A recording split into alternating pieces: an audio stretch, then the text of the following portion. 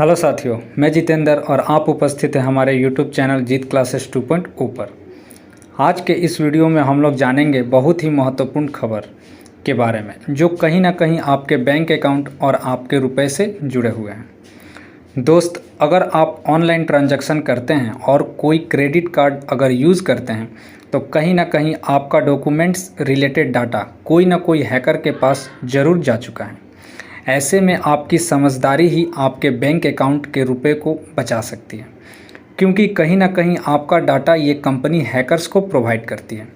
जाहिर सी बात है, आप कोई भी क्रेडिट कार्ड या किसी भी बैंक में कोई भी ट्रांजैक्शन, ऑनलाइन ट्रांजैक्शन अगर ऑनलाइन शॉपिंग करते हैं तो आपका सभी डाटा किसी न किसी कंपनी के पास अवेलेबल रहता है और आजकल वही डाटा को वो पैसों के ज़रिए किसी न किसी हैकर्स के हाथों पहुंचा देती है। ऐसे में साथियों, वो फेक सिम के ज़रिए आपका अकाउंट खाली कर देते हैं और ये जाल डे बाय डे बढ़ता जा रहा है। अब जाकर भारत सरकार एक काफ़ी बड़ा कदम उठाने जा रही है।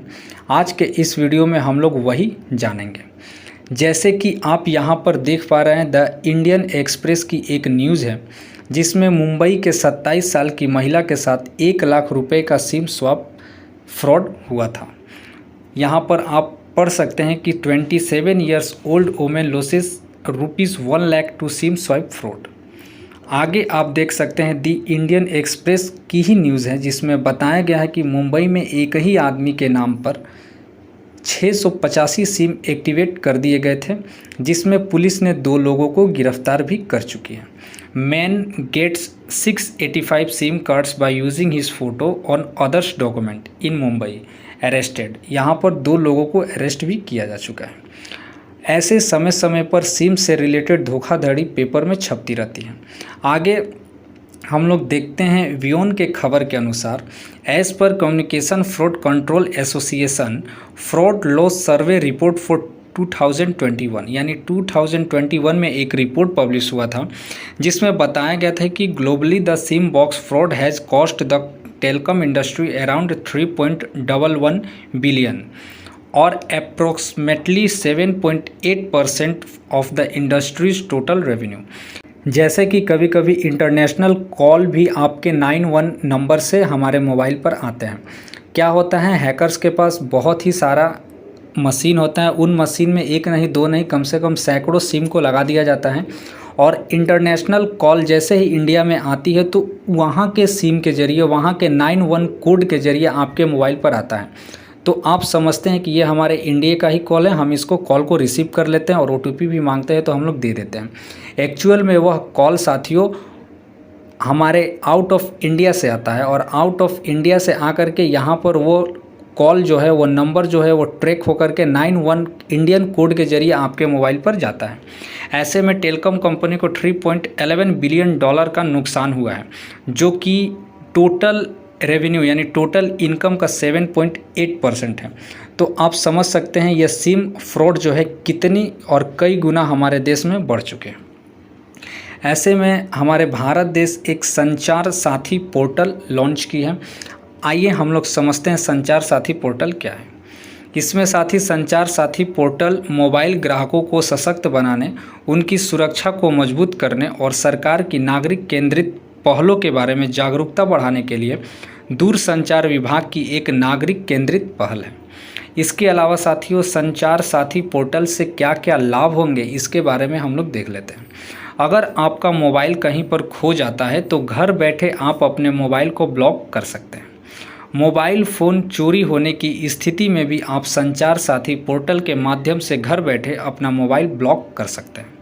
जिन सुविधाओं का लाभ लेने के लिए अधिक खर्च आता था, अब इन सुविधाओं को सरकार द्वारा ऑनलाइन मुफ्त में उपलब्ध करा दिया जाएगा। साथियों, हमारे देश के एक छोटे सी शहर की बात बताएं। यह न्यूज़ पब्लिश हुआ था द इंडियन एक्सप्रेस में है कि एक छोटे से शहर में डेली मिनिमम 134 मोबाइल जो होता है वह चोरी हो जाता है या गुम हो जाता है, लेकिन पुलिस के पास जो FIR होती है उसमें मात्र 3 से 4 मोबाइल का ही FIR होता है। तो साथियों ऐसे में यह संचार साथी पोर्टल जो भारत सरकार के द्वारा लॉन्च किया गया है, यह काफ़ी महत्वपूर्ण भूमिका निभाने वाला है आने वाले समय में।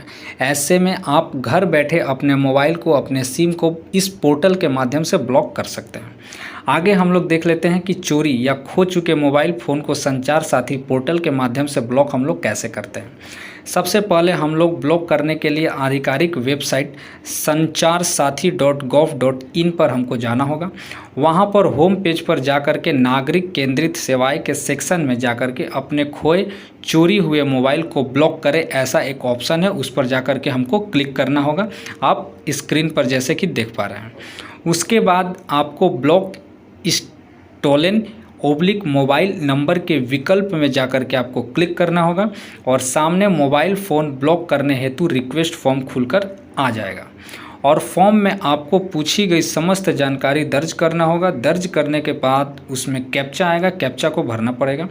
भरने के बाद मोबाइल नंबर दर्ज करना होगा और उस पर एक आपको OTP प्राप्त हो जाएगा। मोबाइल नंबर पर आया हुआ OTP दर्ज करना होगा और डिक्लेरेशन पर टिक करके सबमिट के बटन पर क्लिक करना होगा।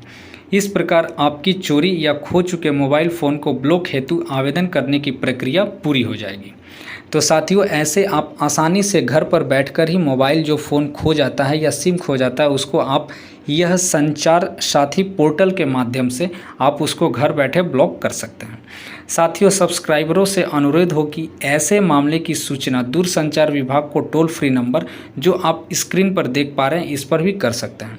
अगर आपको कोई फ्रॉड कॉल ज़्यादा आ रही है तो आप इस हेल्पलाइन नंबर पर आप कॉल करके अपनी जानकारी सामने साइबर क्राइम को दे सकते हैं। संचार साथी पोर्टल जो है साथियों वो 16 मई 2023 को लॉन्च हुआ है।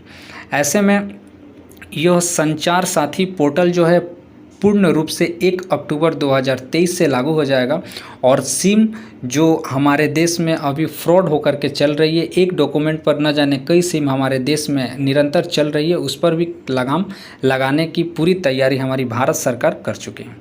ऐसे में साथियों आप संचार साथी पोर्टल के माध्यम से इन सारे सुविधाओं का उपभोग आसानी के साथ घर पर बैठे कर सकते हैं।